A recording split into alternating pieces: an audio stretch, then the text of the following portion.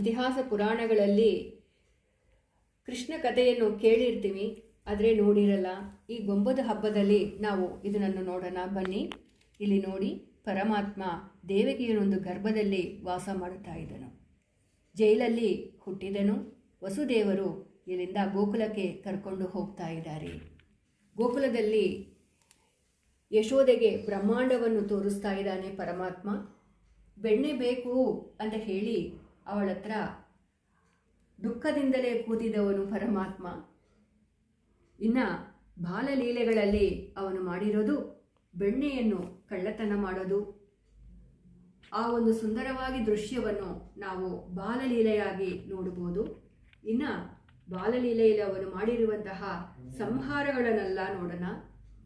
ಚಿಕ್ಕ ಮಗುವಾಗಿ ಹುಟ್ಟಿತ್ತು, ಸಂಹಾರ ಮಾಡೋಕ್ಕಾಗತ್ತಾ ಅಂತ ಹೇಳಿದರೆ ಇಲ್ಲಿದೆ ನೋಡಿ.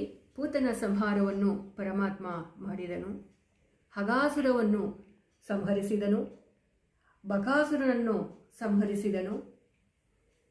ಕಾಳಿಂಗನನ್ನು ಸಂಹಾರ ಮಾಡಿದ್ದಾನೆ ಅಂತ ಎಲ್ಲಿ ಯಾವುದೂ ಗ್ರಂಥಗಳಲ್ಲಿಲ್ಲ.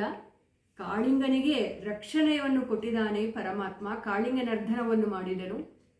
ತೃಣಾವರ್ತನ್ ಅನ್ನುವಂತಹ ಒಂದು ಅಸುರ ಸಂಹಾರವನ್ನು ಮಾಡಿರುವಂತಹ ಕೃಷ್ಣ ಬಾಲ ಲೀಲೆಗಳನ್ನು ನಾವು ನಮ್ಮ ಈ ಒಂದು ಶ್ರೀ ವೈಷ್ಣವ ವೈಭವದಲ್ಲಿ ಗೊಂಬದ ಹಬ್ಬದಲ್ಲಿ ನೋಡಬಹುದು.